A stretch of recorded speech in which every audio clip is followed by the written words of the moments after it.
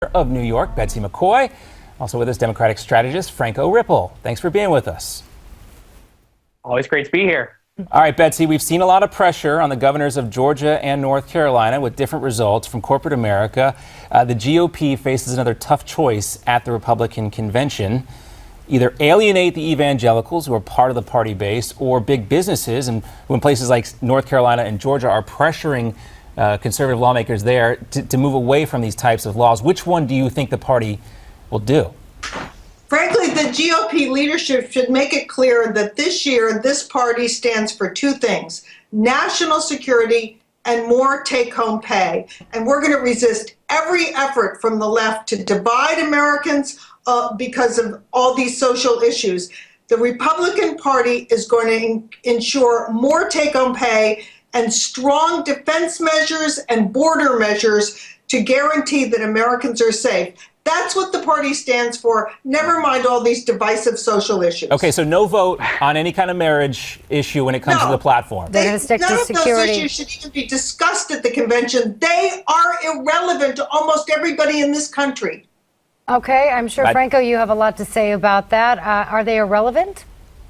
Well, first of all, it's a nice attempt to stick to the talking points on the GOP sticking only to those issues. But the reality is that dog running across the bay is perhaps a perfect metaphor for what voters are going to do this fall, which is run away from the GOP in droves. Because the reality is that the party's at war with itself. You have major GOP donors bankrolling an effort, excuse me, I have a cold, bankrolling an effort to ensure that the GOP finally, gets to the 21st century on being pro-freedom and pro-marriage equality, which is where the vast majority of the country is. So to say that the GOP shouldn't focus on it, I think, to the lieutenant governor is wishful thinking, because you can clearly see there's a civil war, one of many, brewing at an already contested convention this summer. All right, well, things aren't so rosy over on your side of the aisle either, Franco, but we're going to save that until the next roundtable topic. But Betsy, do you really think that Tony Perkins' crew, that crowd is going to just let this go? They're going to want to have it on the platform. They're not just going to let it go.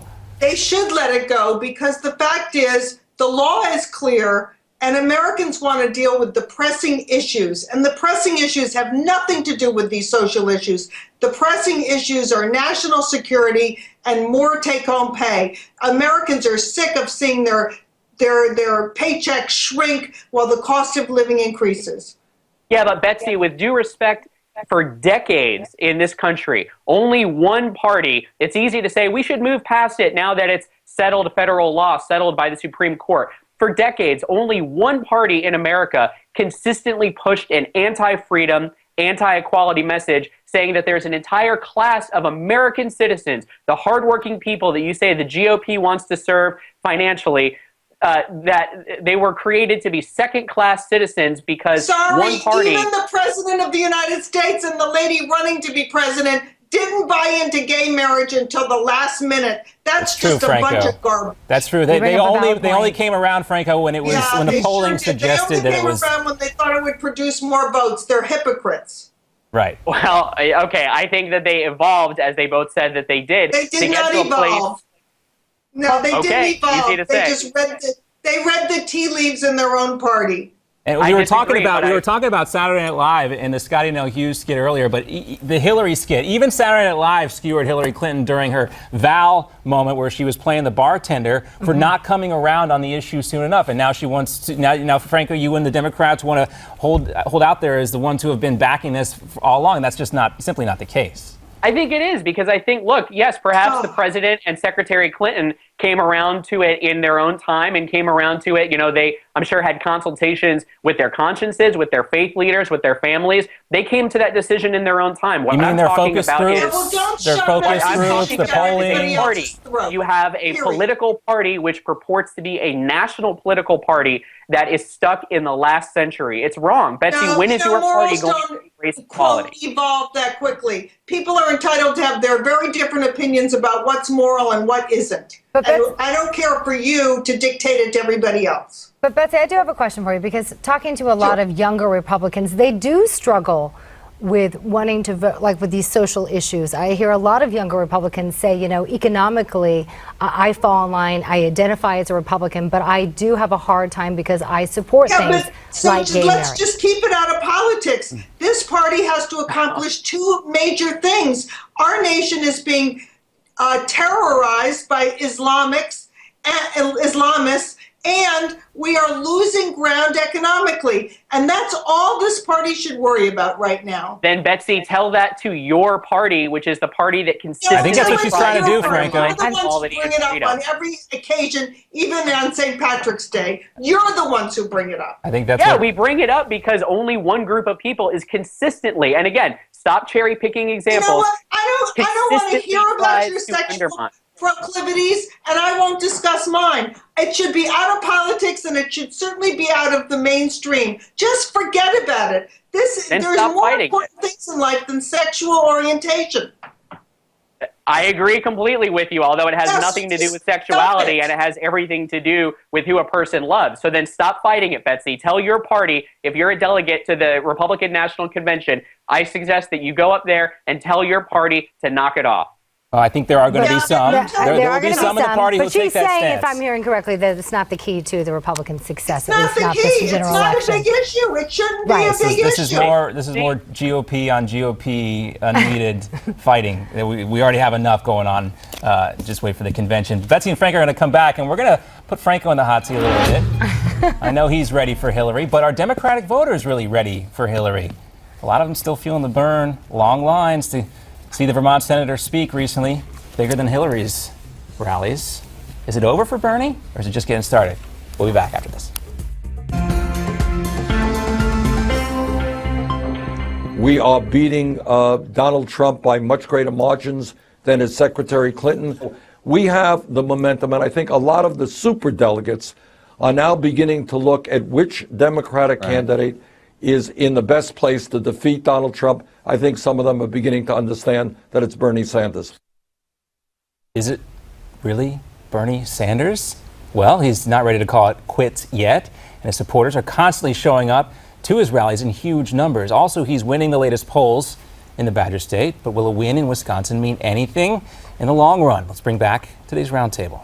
Rejoining us, former Lieutenant Governor of New York, Betsy McCaughey, and Democratic strategist Franco Ripple. Thanks for sticking around, even though I know you're a little under the weather there, Franco, but we appreciate it. I want to ask you, Franco, what does a Wisconsin victory mean for Sanders? And would it be any different than, let's say, Michigan?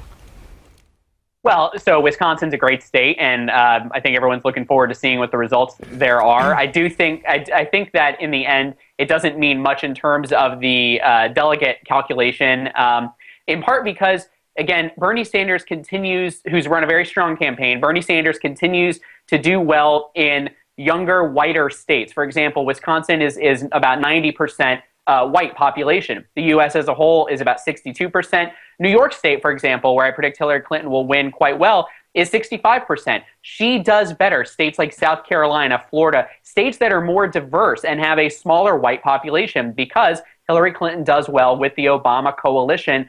And so I think that if he wins, which the polls have been all over the place, I've seen her winning by 8, I've seen him winning by 5. Ultimately, I'm not sure what's going to happen there, but I think it's different from Michigan because in Michigan, the primary issue there, as I understand it, was trade, and that folks there were upset that Secretary Clinton had thought that we have a global she evolved on her economy position on TPP and on NAFTA. That she evolved. She's done this evolution when it comes to these trade deals. Obviously, she's concerned about these types of issues. Workers. She's in New York today talking about the minimum wage with Governor Cuomo. Betsy, can Sanders win in New York? He seems to have the thicker New York accent. New York is moving rapidly to the left. Everyone assumed that Hillary Clinton would win by double digits in New York, but don't forget last Friday, New York State passed a budget that included a $15 minimum wage and 12 weeks of paid family leave. So some of the issues that have been on the top of Bernie Sanders' agenda from the beginning are now capturing the support of a majority of Democrats in the state. And I tell you, there's something about Bernie Sanders. I'm a Republican, but I find him personally so appealing. And that's what's happening to a lot of Democratic voters. They just find him irresistibly appealing because he talks straight, whereas Hillary Clinton is always just delivering the message she thinks is going to win. And quite frankly, as the other guest pointed out a minute ago, she has run an extremely racist campaign. Wherever she goes, she accuses America of systemic racism, stokes the fires of racial distrust and hatred. And that's why she's getting a lot of black votes. But that's not what America wants. We don't want to be divided. We want to be united, and Hillary Clinton cannot do it. Franco, Well, I'm first of sure all, you have a Lieutenant response to Governor, that. Yeah, Lieutenant Governor, you might just be a liberal. And if that's the case, we certainly welcome you to come to the Democratic Party. It sounds like it might be your better ideological home than the I'm not a liberal, but Republican. I have to tell you, I find Bernie Sanders is, in personal terms, a very appealing person because he talks the truth. You have no doubt about where Bernie Sanders stands on an issue. I disagree with him on every single issue, from single-payer health care to the minimum wage. But at least I know he's telling me the truth. With Hillary, you never believe it. Well, Franco, he does have this authenticity to him. the Clinton campaign is basically in retreat when it comes to Wisconsin. I believe Bill Clinton has an event there today, but she's focused on this firewall around New York. So it's all about expectation management now. They have gone full in. They're trying to make sure that maybe she can close the deal in New York. But there does seem to be some Sanders momentum. And when I was one to write him off just last week, but it doesn't appear to be the case. I mean, he does have a lot of money in the coffers. He's got a lot of people showing up to his rallies and a lot of supporters who say they'll stay home if Hillary Clinton is the nominee. Does that concern you as a Hillary backer, Franco? Yeah, I think we heard this as far as the staying home issue, to be honest with you, we heard this in 2008 on our side of the aisle with the Puma folks, party unity, my euphemism for one's backside, saying if it's not Hillary Clinton, I'm staying home. There will be no party unity. As we know, those folks did the right thing, came out and voted for the Democratic nominee, and secured 2 terms for a Democratic president. So I don't think there's going to be any enthusiasm gap or turnout gap for Democrats. As far as Hillary Clinton winning the state, polls have consistently shown her ahead by double digits. I don't expect that to change because, again, she does better in more diverse states. I do have to say, Lieutenant Governor, I find it abominable that you would suggest that Senator Clinton or the Secretary Clinton is running a racist campaign because she happens to do better. Excuse me. Because she happens to do better with African Americans. That's because African American voters know Hillary Clinton and are looking for a pragmatic progressive who knows how to get things done. Whereas Senator Sanders has shown that he has some great ideas, but does not have the ability to get it done. Last word to you, Betsy. 20 seconds. Is a racist. Well, both candidates have tried to appeal to the black electorate in this, and Hillary Clinton has also played the gender card a lot. There's a difference between appealing to the black electorate and lying to them about the truth. And she lies to the black electorate. We're out of time, Franco. We'll definitely have you back for a chance to respond sooner or later. We got to cut it off there, unfortunately. Betsy McCaughey, Franco Ripple. Spirited, I believe, is the word we use to describe the debate. Yes, spirited. I hope you feel better, by the way, Franco. Coming up next on Newsmax Now, we still want to hear from you. What do you think about Saturday Night Live making fun of Trump supporter Scotty Nell Hughes? Let us know.